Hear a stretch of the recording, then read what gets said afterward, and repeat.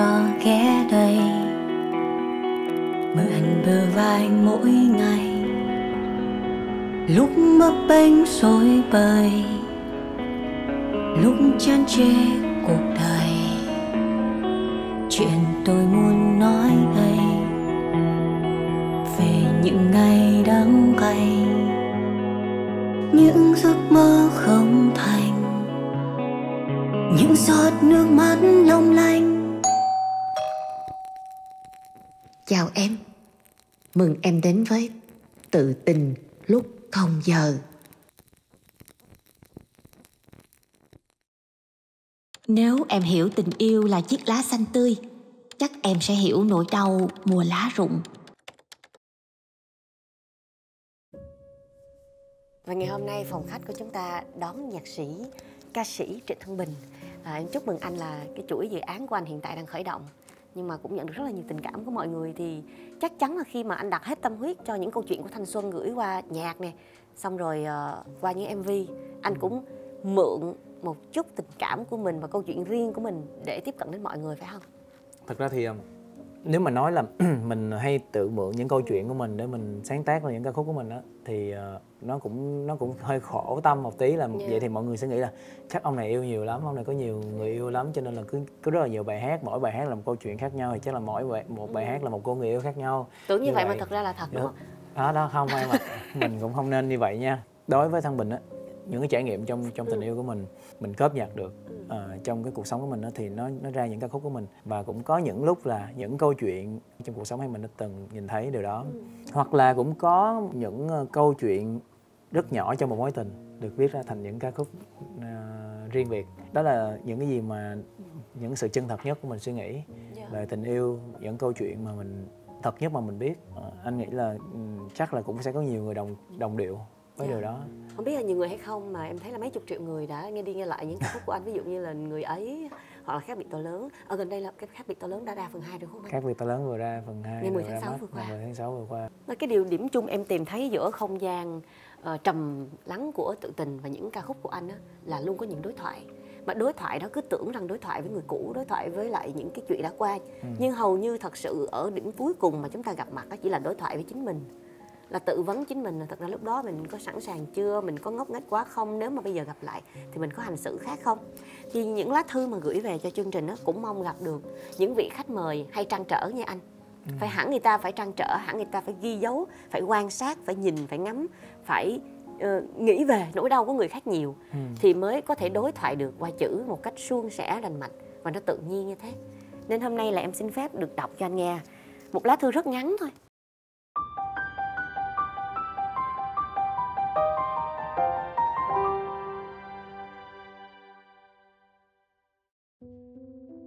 Em xin chào chị Trinh, em xin phép được giấu tên. Hôm nay em viết thư về cho chương trình, em muốn nghe quan điểm của chị và khách mời. Năm nay em 24 tuổi, hiện em đã đi làm, em có quen một cô bạn ở cùng công ty. Tụi em quen nhau nay đã được 8 tháng rồi chị. Bỗng nhiên một ngày cô ấy nói với em là cô ấy không còn muốn quen em nữa và cũng phải chấp nhận chia tay. Em không hỏi lý do. Có một ngày em vô tình biết được là cô ấy quay lại với người yêu cũ của cô ấy. Em đã chủ động hỏi chuyện. Em có nói là anh chân thành với em như vậy chưa đủ hay sao? Cô ấy nói em rất trân trọng tấm lòng của anh, nhưng mà chân thành thôi là chưa đủ, em cần nhiều thứ hơn là chân thành. Cô ấy cắt đứt mọi liên lạc sau đó với em. Cô ấy nói anh nên tìm một người xứng đáng hơn để mà yêu. Bây giờ trong em rất buồn và tuyệt vọng. Dù cho cô ấy có thế nào thì em vẫn thương, nhớ nhiều. Em cầu nguyện cho cô ấy luôn hạnh phúc mỗi ngày, nhưng em không biết phải làm sao để giải thoát cho chính mình. Đây là lần đầu em thương một cô gái chân thành và thật lòng nhất. Mong chị và khách mời cho em một lời khuyên ạ. Em cảm ơn chị, chúc chị nhiều sức khỏe. Cảm ơn bạn. Đấy, ngắn gọn thôi. Câu chuyện này thì anh nghĩ là nó hợp với lại cái ca khúc mà dù bao giông tố hay bao đổi thay cũng chẳng làm anh nắng lòng. Lời em đã hứa sẽ luôn ở bên anh, cùng đi qua bão giông. Cho dù chuyện ta không như anh mong, không như lời em đã nói, chỉ cần trông thấy em vui mọi ngày, dẫu là từ đằng xa thôi. Khi anh viết bài này, điều gì đã khiến cho anh có thể viết ra những ca từ giống như là tâm sự của một người mà không biết đến chương trình và sau đó mới gặp lại. Thật ra đây là một cái điểm chung của tất cả những người đàn ông, những người con trai đã không còn là tình yêu lớn nhất của người phụ nữ nữa. Có nghĩa là ở trong một mối quan hệ á, nó luôn có những cái rất là trớ trêu á. Khi mà tình yêu của một người cao đến đỉnh điểm và cái người đối phương như là nguồn sống của họ, thì hay gặp phải cái vấn đề là người đối phương họ cảm thấy họ không cần mình trong cuộc sống nữa, và cái sự đổ vỡ, cái sự hụt hẫng nó được dâng đến cái đoạn cao trào nhất. Em để ý đi, khi mà mình yêu một ai đó chưa đủ nhiều á, cái sự tự tôn trong con người họ nó thúc đẩy cho cái việc là họ muốn phải chinh phục mình nhiều hơn. Họ muốn mình phải yêu họ nhiều hơn bằng cách là họ phải yêu mình nhiều hơn, bằng cách là họ sẽ làm mọi thứ để cho mình yêu họ nhiều hơn. Nhưng mà đôi khi có những lúc mà họ thỏa mãn được cái nhu cầu đó rồi, khi mà tình yêu mình dành cho họ đủ nhiều rồi, họ biết được là họ đã thắng trong cái cuộc tình này rồi, đầu tư có điều kiện cho tình cảm, thì họ lại nhiều khi họ lại cảm thấy đó là thứ họ đã đủ rồi và họ phải đi chinh phục một cái ngọn núi mới, kiểu như vậy. Vậy họ ở đây có phải là cô gái này không? Anh không chắc, tại vì rất có nhiều trường hợp, nhưng mà ý ở đây anh đang nói là cái tâm lý mà anh đang nói là cái tâm lý của các bạn con trai này. Còn cái bạn nữ thì thực ra ở 8 tháng yêu nhau á, nó cũng khó có thể nói được là cái mối quan hệ này nó phát triển đến đâu. Tại vì nãy có nghe nói là bạn nữ này bạn cần nhiều hơn là sự chân thành. Có thể bạn cần có tương lai vững chắc hơn, có thể là bạn cần một cái sự ổn định hơn, rất là nhiều thứ. Mình cũng không thể nói được nó quá nhiều, tại vì mình là một người kiểu biết câu chuyện này qua một tầm nửa trang giấy A4 thôi, thì chúng ta không thể nào mà chúng ta phỏng đoán được quá nhiều thứ. Nhưng mà anh nghĩ là cái bạn này, bạn không có cần cái anh này trong cuộc sống nữa, không phải là người bạn ấy thực sự cần. Còn yêu nữa hay không thì chưa biết nha, nhưng mà cần á thì chắc chắn là không rồi. Vậy là mình có hai cái thái cực rõ ràng giữa việc mình thương và yêu một người làm cho tới mình ấm áp là một dạng, nhưng mà cái người mình cần, cái điều kiện để đủ trong cuộc sống của mình để mình tiến lên á, là một cái người khác nữa. Vậy những người mà có thể phân định rạch ròi giữa hai thái cực này á cũng thật sự rất là đáng gờm, vì họ cân bằng được lý trí và cảm xúc, phải không? Riêng câu chuyện này có hai trường hợp. Trường hợp thứ nhất á là cái anh này ảnh không cho cô gái này được một cái niềm tin về cái vấn đề tương lai, hay là vấn đề sự ổn định trong tương lai. Có thể, hoặc là cái tình yêu anh này cho dù chân thành, cho dù đủ lớn đó, nhưng mà cái cảm xúc của anh này đem đến cho cô gái này nó không đủ nhiều bằng cái người mới hơn. Vậy cuối cùng vấn đề nằm ở người mới hơn chứ không phải là chân thành hay điều kiện. Vấn đề là nằm ở bản thân mình. Vấn đề là nằm ở mối quan hệ đó. Vấn đề nó cũng nhiều vấn đề đó. Nếu mà chia tay thì có rất là nhiều lý do. Mình cũng không thể phỏng đoán được, và thật ra lời khuyên cũng mang tính chất tham khảo. Đúng rồi. Nhưng em có cảm giác gần gũi với cô gái trong lá thư nhiều hơn là tâm sự của chàng trai. Có thể là do mình cũng là một người rất là thực tế. Khi yêu mình sẽ yêu hết lòng, như thời gian 8 tháng thì anh nói đúng là không dài nhưng mà cũng không ngắn. Để mình có thể tự cho mình một cái điều kiện tốt, bỏ qua rất nhiều những cái sự thiếu thốn về mặt nhu cầu, về tiền tài hay là con đường phía trước hay danh vọng. Mình chỉ yêu vì yêu thôi, vì ai cũng bước vào tình yêu rất thuần khiết. Ở lại 8 tháng đó mình cho mình cơ hội xem là liệu chân thành có phải là yếu tố duy nhất mà mình cần hay không. Nhưng cuối cùng sau 8 tháng cô cũng tìm ra câu trả lời rồi. Chân thành thật ra cũng là một thứ có chân. Nó sẽ đi một ngày nào đó, anh nói chân thành thì hay lắm, nhưng mà sau cái sự chân thành đó có mang lại những cặp vé xem phim mình đi cùng nhau đi chơi không? Cái sự chân thành đó nó có biến thành những buổi tối buổi sáng mình ở bên cạnh nhau không? Hay là anh vẫn luôn nói anh vẫn chân thành mà, nhưng thật ra thì anh vẫn ở đấy, anh vẫn không làm gì cả, anh vẫn không bỏ công vào, anh cũng chỉ hứa hẹn thôi. Và anh chỉ nói là anh là một người trẻ, có một trái tim rất nhiệt huyết, anh không thể cho em gì ngoài sự chân thành. Nhưng ở ngoài kia có một người không nói gì hết, cũng chẳng bảo là mình chân thành, nhưng anh ta lại cho cô ấy hết tất cả những cái cảm giác mà cô ấy cần. Sự bảo bọc, sự chở che, đưa đón về liên tục, một vài chầu trà sữa, một vài hộp cơm gửi đến, chưa cần nói là bao hay điều kiện gì hết. Nhưng là cái thứ vật chất mình thấy đó nó rõ ràng là nó hiện hữu, nó có thể được cô ấy đọc thành chân thành. Ở đây á, anh thấy được là cô gái cổ có một cái suy nghĩ cũng khá là trưởng thành á. Các bạn chưa trưởng thành á, khi mà chia tay á thì các bạn thường sẽ đổ lỗi cho đối phương nhiều. Không hợp nhau hoặc là thường sẽ đổ lỗi cho đối phương là tại vì anh thế này thế nọ thế kia này, tại vì anh thế này nên em cảm thấy không hợp nhau nên mình phải chia tay đi, kiểu như vậy. Nhưng mà bạn này bạn đủ trưởng thành để bạn biết được là bạn nói là anh rất là tốt nhưng mà em thật sự là em không xứng đáng với anh có thể tìm một cái người xứng đáng hơn. Có nghĩa là bạn ấy nhận cái là phần lỗi về mình, đúng không? Và thì bạn cắt đứt liên lạc ngay, bạn cắt đứt liên lạc không luôn. có dây dưa, không dây dưa nữa. Thì anh nghĩ là đây là một bạn nữ, bạn nó cũng trưởng thành và bạn rất rõ ràng trong cái cảm xúc của bạn á. Và bạn thật ra quay về không phải với người mới mà là quay với người yêu cũ. Vậy thì trước đây có phải 8 tháng đó là chỉ là mình là cái bóng thôi không? Nãy giờ mình quên cái vụ người yêu anh cũng quên mất, anh cứ tưởng là người yêu mới nhưng mà quay về người yêu cũ. Dạ. Vậy thì rõ ràng rồi, người thứ ba là mình. Người thứ ba trong câu chuyện này là mình, chứ không phải là chàng trai kia. Mình chỉ là phép thử của cái mối quan hệ của họ thôi. Anh này đến đúng lúc, có thể là vì cái sự chân thành của anh này, vì cái sự nhiệt tình của anh này đã lay động được cái trái tim cô gái này, là bây giờ có thể là anh này sẽ tốt hơn anh người yêu cũ nha, biết đâu này lại là người an toàn hơn luôn. Nhưng mà cái cảm xúc của người yêu cũ kia mới là cái thứ mà cô ấy cần. Dạ. Vậy là không phải là họ mới bất ngờ cảm thấy rằng là sau 8 tháng thì mình nên chấm dứt, mà thật ra em nghĩ là âm ỉ trong lòng á. Từ lúc bắt đầu họ đã luôn ngầm so sánh rồi.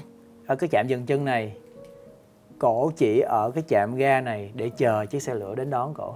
Ai chà, anh có bao giờ là một cái trạm chờ trước khi người ta tìm đến cái xe của họ chưa? Chắc cũng có quá. Chắc cũng có quá. Giai đoạn đó anh đã viết được bài gì? Anh viết được bài anh chỉ là phép thử của hai người. Vì anh đã từng trải qua cảm giác thành phép thử của ai đó rồi. Nó cũng là cảm giác thú vị phải không? Nó cũng hơi oái oanh một tí xíu á.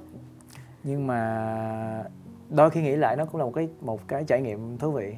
Là anh biết mình là phép thử từ khi nào hay là ngay từ đầu anh đã chấp nhận? Không, tất nhiên là sau đó mình mới biết chứ từ đầu mình chấp nhận như vậy thì mình cũng tự hủy mình quá. Nhiều khi cái người bạn gái đó họ cũng chưa chắc là họ muốn như vậy, chưa chắc là họ nghĩ như vậy. Nhiều khi họ đến với mình họ cũng thật sự là họ muốn xây dựng tình cảm với mình vậy. Là họ muốn anh là vai chính đúng không? Đúng rồi, nhưng mà xui quá mình lại thành nam phụ rồi. Kiểu như vậy. Rồi anh có đủ bao dung để chúc người ta hạnh phúc thật lòng không?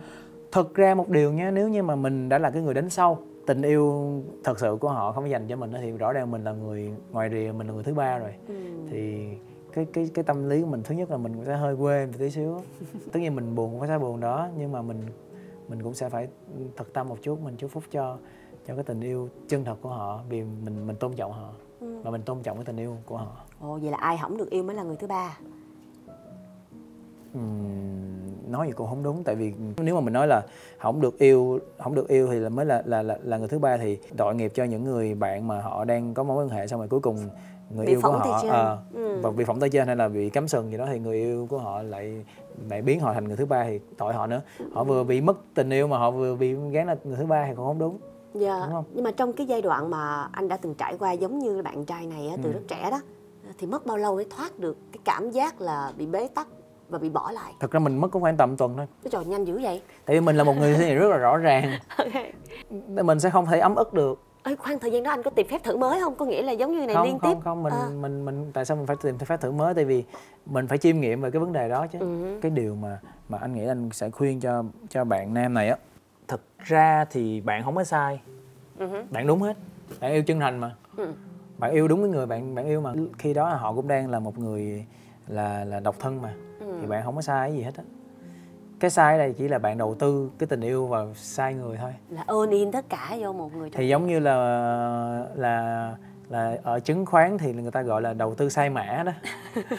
Cái nào cũng vậy, tình yêu và kinh doanh nó cũng như nhau á. Nếu mà mình chọn sai thời điểm và chọn sai mô hình mà chọn sai người đó thì người thiệt thòi nhất chắc chắn sẽ là mình thôi. Tại vì mình là người đầu tư nhiều mà. Nói về lợi lộc đi. Khoan nói về lợi lộc của những cuộc chinh chiến, những cái bộ sưu tập, những vết thương và cả những cái phần thưởng mà kỷ niệm đẹp mình có để viết nhạc, để làm thơ, để có thể cống hiến cho nghệ thuật đi. Anh lợi được điều gì nữa? Trời, đừng có nói mình chinh chiến, mình nghe ghê lắm. tôi nói chỉ là chung mà. tôi chỉ là một Thăng Bình, mình chỉ là một người sống và làm việc theo cái cảm xúc của mình đó. Dạ. Thì khi mà mình gặp được đúng người đúng thời điểm thì mình cũng yêu thôi. Mà khi mà gặp đúng người mà sai thời điểm thì mình cũng không được yêu thôi. Mình cũng như bao người thôi mà. Nó cũng là không... Anh có thể đặt rồi là không được yêu là anh không yêu luôn hả? Là trái tim của anh nó không rung động nữa? Không, mình không thể tự mách bảo là thôi người đó không thích mình đâu nên mình đừng thích người đó nữa, không được.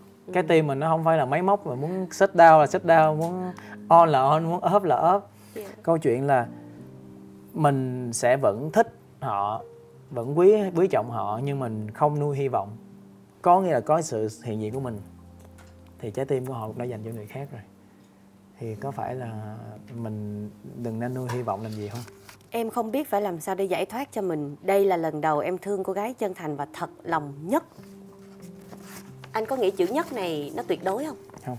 Không bao giờ tuyệt đối á. Tại vì nhất cho đến lúc này thôi. Còn giải đặc biệt nữa mà phải không? Thì còn giải đặc biệt và giải siêu đặc biệt nữa, giải ngoại hạng nữa.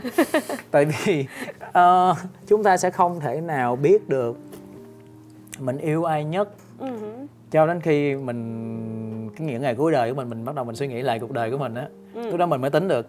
Còn bây giờ cuộc đời của bạn còn dài lắm, bạn mới 24 tuổi. Cuộc đời bạn còn dài và bạn sẽ còn gặp nhiều người bạn khác thú vị hơn, gặp được nhiều mối tình khác sâu đậm hơn, và tương lai đang chào đón bạn. Có thể là cái lúc này là lúc bạn đang đau khổ và bạn nên đau khổ thôi. Tại vì bạn không thể nào làm việc gì khác ngoài chuyện đau khổ. Cứ ôm những cái kỷ niệm đẹp của hai người trong khoảng thời gian này.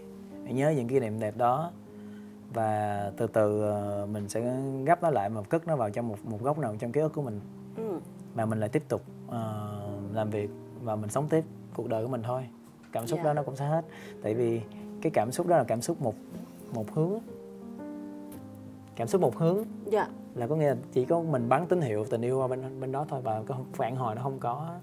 Đâu có một cái năng lượng nào mà chúng ta chỉ bắn đi mà chúng ta không nhận lại gì mà nó sẽ còn hoài đâu. Nó không thể sản sinh tiếp được. Và cái năng lượng đó từ từ nó sẽ chuyển hóa thành những năng lượng gì? Những năng lượng ngày mai tôi phải làm đẹp hơn, để tôi cool hơn, để tôi có nhiều người yêu hơn. Và tôi sẽ phải tập trung công việc hơn để sự nghiệp tôi thăng tiến hơn, để tôi có sự quyến rũ hơn trong mắt những đồng nghiệp khác và những cô gái xung quanh tôi bằng những cái sự thành công của tôi trong cuộc sống. Thì tự động cái năng lượng đó nó sẽ chuyển hóa như vậy.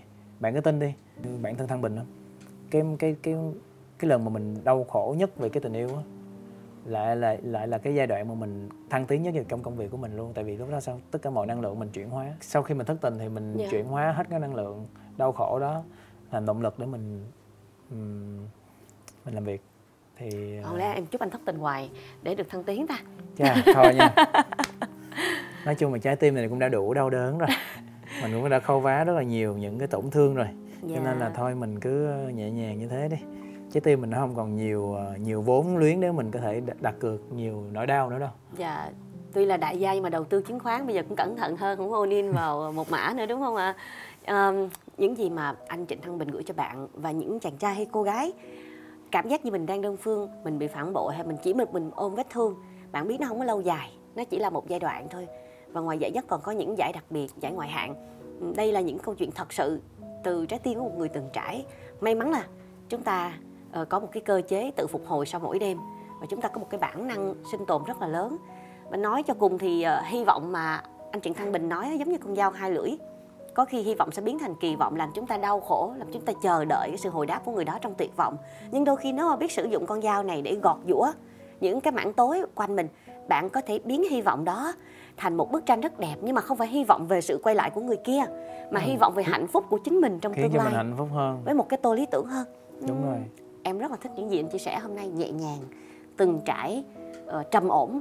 Và điều quan trọng nhất là ở cuối con đường là một cái tôi đẹp hơn, một cái tôi xứng đáng để được yêu hơn, phải không? Đúng rồi. Thật ra thì cuối cùng thì chúng ta sống là để học cách yêu thương và chia sẻ mà. Thì trước mắt là chúng ta phải biết yêu thương bản thân mình đó. Khi mình biết yêu thương bản thân mình chăm sóc bản thân mình tốt thì mình mới chăm sóc mọi người xung quanh mình tốt được chứ. Và ở đây em có một món quà nho nhỏ. Em biết là anh thì rất bận để mà đọc sách, nhưng mà đây không phải là một cuốn sách thông thường. Đây là Khu vườn mùa hè. nằm trong chuỗi 3 quyển sách là Rừng Na Uy của Haruki Murakami, Gối đầu lên cỏ, một tác phẩm rất là êm ái diễm tình. Khu vườn mùa hè thì làm cho người ta có cảm giác như là mình đang sống trong một cái khu vườn. Ở trong đó có những đứa trẻ cùng với một ông già, ban đầu họ không thích nhau, nhưng mà sau đó họ cùng nhau gọt lê, họ cùng nhau ăn dưa hấu mùa hè, họ cùng nhau đuổi theo những chú bướm và trồng hoa cúc. Thì mở cuốn sách này ra, thật ra đây là một chai nước hoa. Anh sẽ ngửi được những tầng hương ban đầu. Ồ vậy hả? Dạ, sẽ là tầng hương của cỏ, của nắng và của hoa cúc. Nhưng mà nó có sách không? Sách nè, trong mắt à. Nhưng mà đây là quyển sách thật. Một quyển sách mà anh sẽ phải mua quyển sách Khu vườn mùa hè để mà anh theo dõi. Còn đây là chai nước hoa phỏng theo cảm hứng của tác phẩm này. Một tác phẩm rất rực rỡ, rất thanh xuân.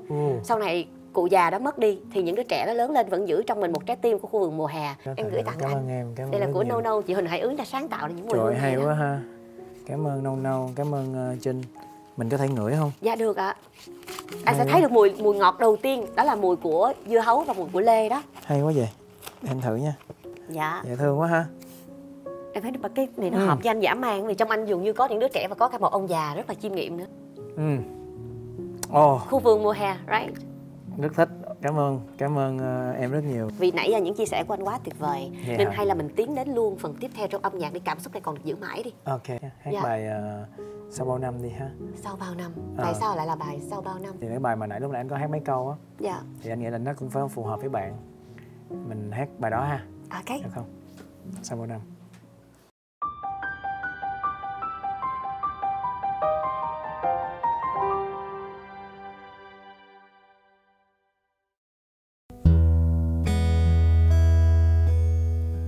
Bao năm trôi qua hôm nay tình cũng lỡ làng. Cuộc sống đôi khi trôi qua với bao chuyện phũ phàng. Hạnh phúc đang trong tay nay ra đi thầm ngỡ ngàng, khiến ta ngày dài trong ngẩn ngơ. Sau bao cơn mơ hôm nay ngồi đây để chờ. Hãy nói cho anh nghe xem nơi đâu là bên bờ. Cuộc sống đâu như trong mơ, đôi khi như chuyện bất ngờ. Giống như bây giờ ta mất nhau. Dù bao giông tố hay bao đổi thay cũng chẳng làm anh nản lòng. Lời em đã hứa sẽ luôn ở bên anh, cùng đi qua bao giông. Cho dù chuyện ta không như anh mong, không như lời em đã nói, chỉ cần trông thấy em vui mỗi ngày, dẫu là từ đang xa thôi. Ngày mai nếu lỡ hai ta có không chung được, không yêu nữa rồi, chỉ mong em sẽ yên vui ở bên cạnh người em yêu suốt đời. Cho dù chuyện ta không như anh mong, không như lời em đã nói, giờ thì anh chấp chỉ là người em từng yêu. Em đã không kiêu ngạo khi rời bỏ phải không? Anh đã yêu tần tảo dẫu lương tháng không đồng. Anh thương vì em thích ắt anh chiều. Em chọn anh để thử thế nào là tình yêu. Anh biết không gượng gạo khi kết thúc thế này, vì chuyện mình đứng lại, còn trái đất vẫn quay.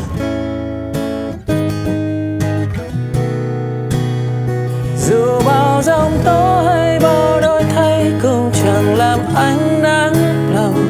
Lời em đã hứa sẽ luôn ở bên anh, cùng đi qua bao giông. Cho dù chuyện ta không như anh mong, không như lời em đã nói, chỉ cần trông thấy em vui mỗi ngày, dẫu là từ đang xa thôi. Ngày mai nếu lỡ hai ta có không chung được, không yêu nữa rồi, chỉ mong em sẽ yên vui ở bên cạnh người em yêu suốt đời. Cho dù chuyện ta không như em mong, không